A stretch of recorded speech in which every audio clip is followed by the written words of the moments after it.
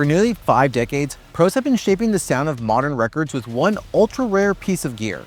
And in this video, I'll reveal why many pros are obsessed with what has been a secret weapon on countless Grammy-winning projects and how you can steal its iconic magic inside of your own mixes today. And to take what you'll discover in this video and start pumping out mixes people blow up your DMs over, I made you a cheat sheet I probably shouldn't be giving away. It's called the Mix Decoder Cheat Sheet. It's your unfair shortcut to unlocking mixes that have as much punch as the mixes you love and aspire to have. So when I started making records out of a spare den in my parents' house nearly 20 years ago, I would circle every piece of outboard gear mentioned in any audio magazine that I can find, like I was making an audio gear Christmas list. I would dream of the day I'd finally be able to set foot into studios that had all this wish list of gear and finally touch it and hear it all for myself. And eventually it did happen. When I started working at the world's largest online school for rock and metal producers, that's where I met my mentor Beau Rochelle, which would open the door to me finally getting my hands on so much cool gear.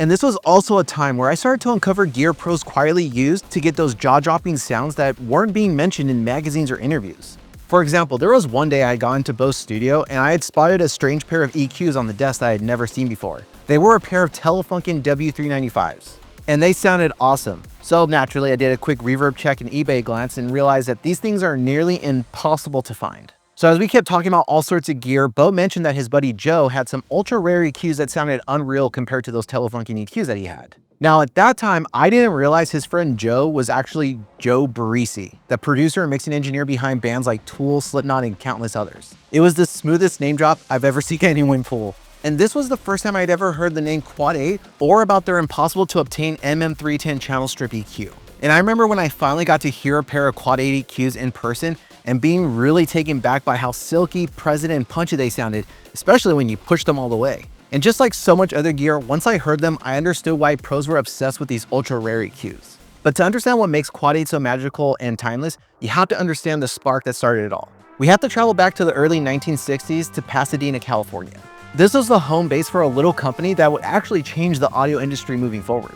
This company was called Electrodyne, and they had one revolutionary radical idea at the time. What if every channel on a console could be its own self-contained strip with a preamp, a line amp, equalizer, center returns, and an attenuator into one nice little input module? Does this at all sound familiar? So Electrodyne designed and built transistor-based consoles, which would become the catalyst for every channel strip we now take for granted today.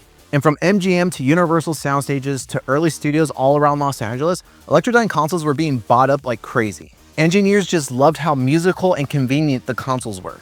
Now fast forward a few years and this is where things take an interesting turn. See, Electrodyne built the consoles, but the consoles themselves were sold by a company called Quad 8 Electronics. And eventually both companies went on separate paths. And then Quad 8 went on to build their own consoles, harnessing the same engineering DNA that was used in the Electrodyne consoles with some schematics and blueprints that they had collected through some shady means. But this wasn't just a case of we have Electrodynes at home, because Quad 8 refined Electrodyne's ideas for a new generation of engineers and their demands of needing more headroom and EQ flexibility. Out of that evolution came the Quad 8 MM310. It kept Electrodyne's discrete transformer balanced Class A topology design, swapped the older op amps for Quad 8's own op amps, expanded the EQ into 3 fully interactive bands with tighter overlap and more precise tonal control. And the result was more clarity, more punch, and that unmistakably creamy mid-range that engineers still chase today.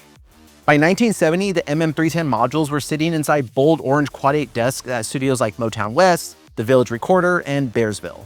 And when Quad 8 finally closed its doors sometime in the late 80s, Ken and Josie Hirsch of Orphan Audio stepped in, rescuing the archives, schematics, and spare parts, restoring the legacy piece by piece.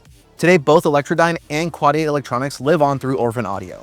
And Quad 8 and Electrodyne were both built from day one with the concept of musicality should always come first. And that's why pros are obsessed with Quad 8's unmistakable magic. To me, it was a half hybrid between, it had the clarity of the API and the guts of the Neve. So I bought some EQs and they were, these basically, it's like same frequencies as an API 550. It Right. sounds different, but really, really musical. Your island piece of gear.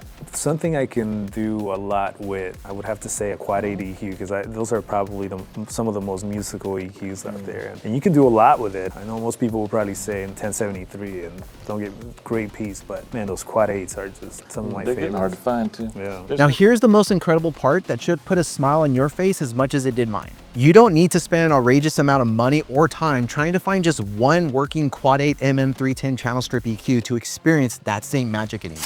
Oh my Thanks to the DSP geniuses who brought classic pieces of gear from other companies like DW, Fern, and Hazelrig, Mixwave have now recreated one of the rarest EQs on the planet.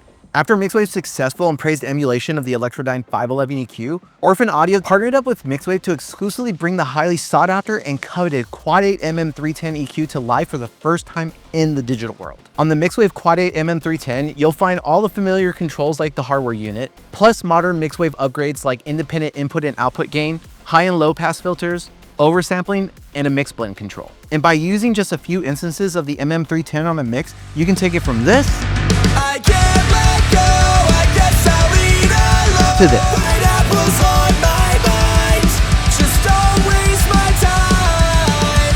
Sweet and salty makes the money, you probably like anchovies. I'm shouting to the sky, my pride is in this pie. And when you go to grab your copy of Mixwave's Quad 8 Electronics MM310 channel strip using the links below, it helps support the channel at no additional cost to you. And if you want to start releasing mixes that make people wonder how the hell you're pulling it off, grab the free mix decoder cheat sheet below. So now that you've seen how to tap into the same Quad 8 magic that the pros have been obsessed with for over 50 years, you're about to start dialing in the most musical and three-dimensional mixes of your life. But that's just the tip of the iceberg, because there's one piece of gear that pros still can't stop reaching for even after 3 decades. It's the secret behind that larger-than-life sound you hear on your favorite records, which is why you can't afford to skip this next video, where I reveal the timeless studio weapon that's been behind so many Grammy-winning mixes for the past 3 decades.